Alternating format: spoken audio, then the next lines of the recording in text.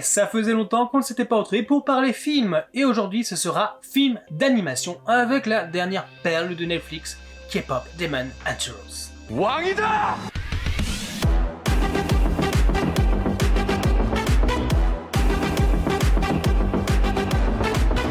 Wow. Connue à travers le monde sous le nom du girls group de K-pop Huntrix, Mira, l'insoumise maniant le waldo avec une grâce féroce, Zoe, la rappeuse intrépide venue de Burbank, et Lumi, l'orpheline aux longues tresses violettes, forment un trio redoutable que l'on pourrait qualifier de triple menace. Elles chantent, dansent et exterminent les démons. Lorsqu'elles ne sont pas en train de fendre des esprits malveillants, elles mobilisent la ferveur inconditionnelle de leurs fans pour ériger une barrière mystique, le Hand Moon destiné à bannir les forces démoniaques une bonne fois pour toutes. Mais l'ombre du roi démon Guiva s'étend, et son plus tourmenté lieutenant, Johnny, élabore une stratégie aussi machiavélique que brillante. Créer un groupe rival, les Saja Boys, formé de 4 autres démons à la beauté envoûtante, capables de détourner l'intention, et surtout, l'amour des fans de Huntrix vers le camp adverse. Ce que ni Johnny ni Lumi n'avaient anticipé cependant, c'est la naissance d'une attirance troublante entre ces deux figures opposées. Dans ce tourbillon d'émotions naissantes, de jalousie, de trahison et de secrets, une question demeure. Entre les ténèbres et la lumière, qui finira par triompher? J'ai adoré.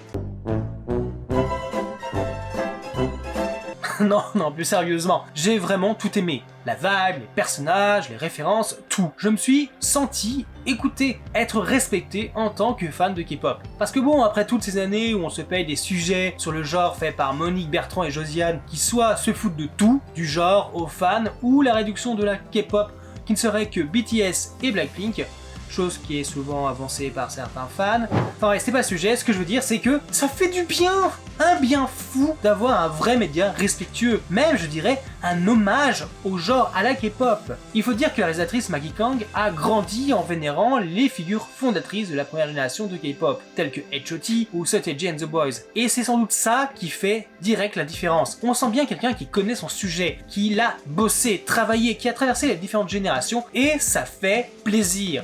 D'ailleurs, l'approche K-pop devait quand même pour toute l'équipe représenter un vrai défi. Qui dit K-pop dit besoin de mélodies originales pour chanter, ainsi qu'une chorégraphie entraînante pour se démarquer aux yeux du public. Et mon dieu, quel OST les amis! Des chansons rappelant les sons de Blackpink avec Oh It's Done, ou Dive avec Golden par exemple, sans oublier que la chanson Take Girl est réinterprétée en ending par Jihyo, Chaeyoung et Jeongyeon, 3 membres du groupe Twice. Que dire aussi de ce concept de guerrière pour Huntrix, avec pouvoir combattant une sorte de menace parasitaire, ce n'est pas sans rappeler les débuts d'Aespa. Bref, peu importe où vous allez regarder ce film, ça sent K-pop, ça transpire K-pop et on mange K-pop. L'équipe créative s'est également fortement inspirée des webtoons et des manhwas, privilégiant les silhouettes dynamiques aux mouvements fluides. Regardez en fait à chaque moment du film comment les personnages prennent et maintiennent des poses clés dynamiques tandis que la caméra va glisser et zoomer autour d'eux. C'est du beau boulot. Dès les premières minutes, impossible de ne pas être frappé par la qualité exceptionnelle de l'animation. C'est du très haut niveau, mais rien de vraiment étonnant, puisque c'est Sony Pictures Animation qui est aux commandes, le studio qui était déjà derrière les chefs-d'œuvre visuels tels que les films Spider-Man Into the Spider-Verse. K-pop Demon Hunter va donc s'inscrire dans une lignée d'excellence graphique, tout en y ajoutant cette touche propre et en y incorporant l'univers de la K-pop. Et c'est ce qui m'a immédiatement séduit, c'est la sincérité avec laquelle le film s'approprie les codes de la K-pop, que ce soit à travers des musiques, des chorégraphies ou même des caractères design. Il y a, on le sent, un véritable souci du détail, et les fans qui se sont rués sur le film ne s'y sont pas trompés, parce que on sent que les artistes en charge de la production musicale ont tout fait pour coller à l'esthétique sonore de la K-pop, jusqu'à l'énergie, les refrains et même le mood de certains MV. Alors très vite, après le visionnage, énormément de spéculations ont fusé, presque à la limite de déclencher des fans noirs. À quelle idole réelle les héroïnes du film ressemblaient-elles? Et même les Saja Boys. Les réseaux sociaux sont embrasés de comparaisons passionnées et certains affirmant reconnaître dans chaque personnage les traits, l'attitude ou le style de leurs artistes favoris. Et la réalisatrice elle-même n'a pas été étonnée par les interprétations des fans, souvent proches de sa vision initiale.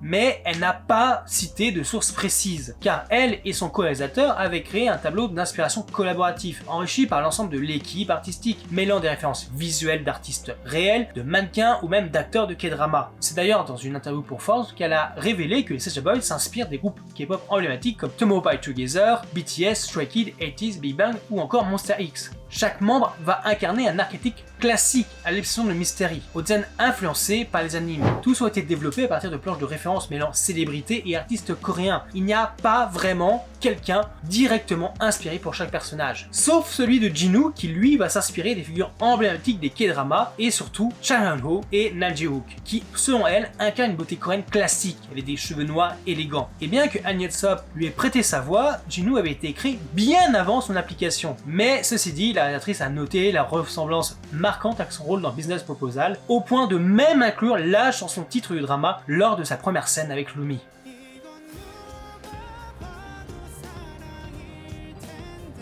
Et du côté des Handtrix, Lumi, Mila et Zoe, l'équipe créatrice s'est largement inspirée de l'univers de la K-pop en globalité, en piochant des références autant chez les idoles que chez les mannequins. Évidemment, des groupes emblématiques comme ITZY, Blackpink ou Twice ont servi de base esthétique, chacun ayant influencé à sa manière la conception des héroïnes. Lumi, personnage que la réalisatrice développe depuis des années, a vu son apparence évoluer pour mieux s'adapter au code visuel de l'animation coréenne, notamment en matière d'éclairage et de mise en valeur. Elle ne s'inspire absolument pas d'une idole en particulier, mais plutôt d'un mélange des plus grandes stars de la K-pop, ce qui explique pourquoi certains y verront Jennie, Yeji, Kalina ou bien d'autres figures célèbres selon leur propre affinité musicale. Mira, quant à elle, est directement inspirée par la mannequin coréenne Han So-yeon, une figure que Kang admire de longue date pour son élégance naturelle. Quant à Zoe, en revanche, elle incarne une douceur plus espiègle avec un style cute volontairement marqué, emprunté aux plus jeunes membres des groupes féminins de K-pop, les McNae. Chaque personnage a donc été conçu avec une silhouette et une identité forte, bien au-delà du simple code couleur ou de la coiffure.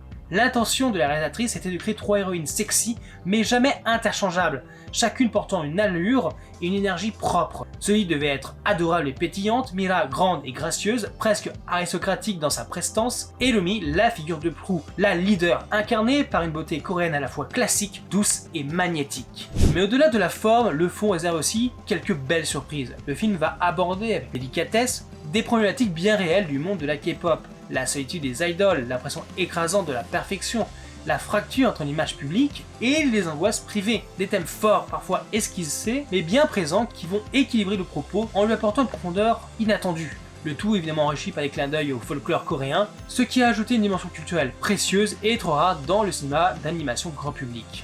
Rapide et efficace, le film traverse un premier acte chargé d'exposition en moins de 15 minutes, jusqu'au moment où on découvre le secret de Lumi. Elle est la fille d'une humaine, et précédemment membre du trio qui combattait les démons, et d'un père démon, marqué des mêmes empreintes violettes que les esprits qu'elle a juré d'éliminer. Et là, très rapidement, le film opère des changements, en abandonnant son intrigue loufoque et fun au profit d'une relecture plus nuancée de ses antagonistes. Peu à peu, les démons cessent d'être de simples monstres pour être humanisés, révélant qu'ils ne sont eux-mêmes que les pions d'un tyran insatiable, avide d'âme humaine incarnée vocalement par Lee Byung-hun.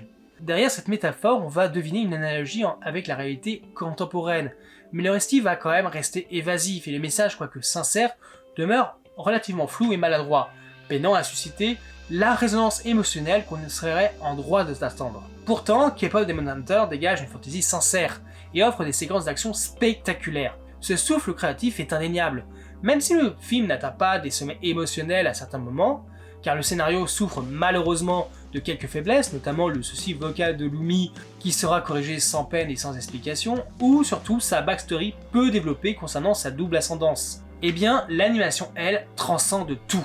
Le film adopte bien des thématiques et une construction narrative peu ambitieuse dans le sens où, dès le début, on sent la prévisibilité de l'histoire, mais c'est pas grave, mais sur le plan visuel, l'ambition est au contraire éclatante. Le ton est donné, un style graphique assumé, vivant, qui rompt avec les conventions pour mieux en créer de nouvelles. Les héroïnes de K-pop passent d'une pose dynamique à l'autre avec une excentricité jubilatoire. C'est là toute la magie de l'animation 3D, lorsqu'elle s'autorise à s'inspirer de la liberté formelle du dessin animé traditionnel.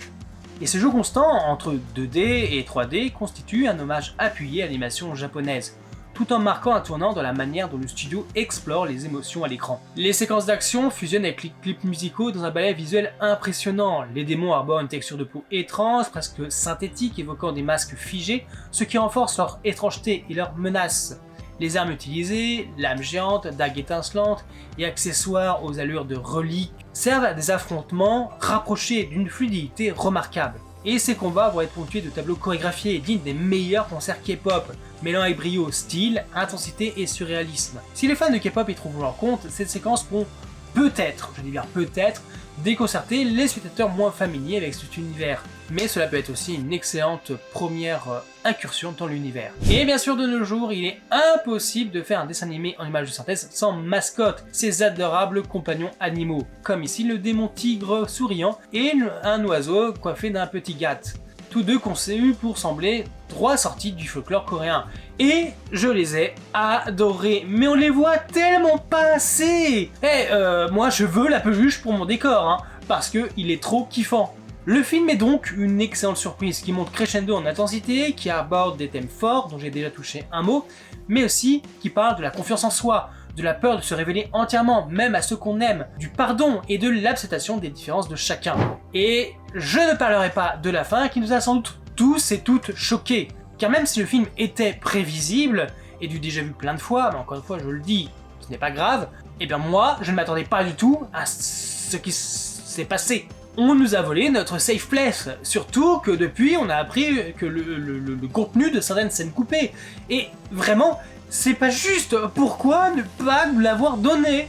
En bref, ce film est une réussite incontestable, aussi bien que visuelle qu'au niveau de ses thèmes.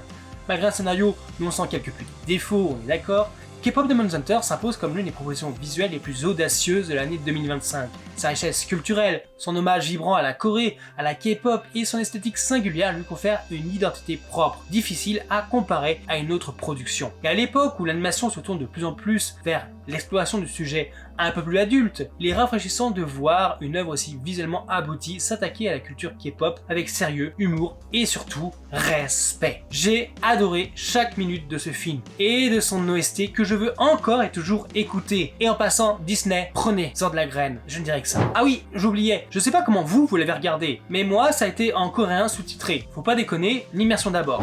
Enfin bref, n'hésite pas à me dire si tu l'as vu, si tu comptes le voir ou si je t'ai donné envie. J'espère que la vidéo t'a plu, lâche un petit like, un commentaire pour le signifier et bien sûr soutenir la chaîne. Merci d'avoir regardé, à bientôt pour une nouvelle et bien sûr dans les commentaires. Bye dans la voir.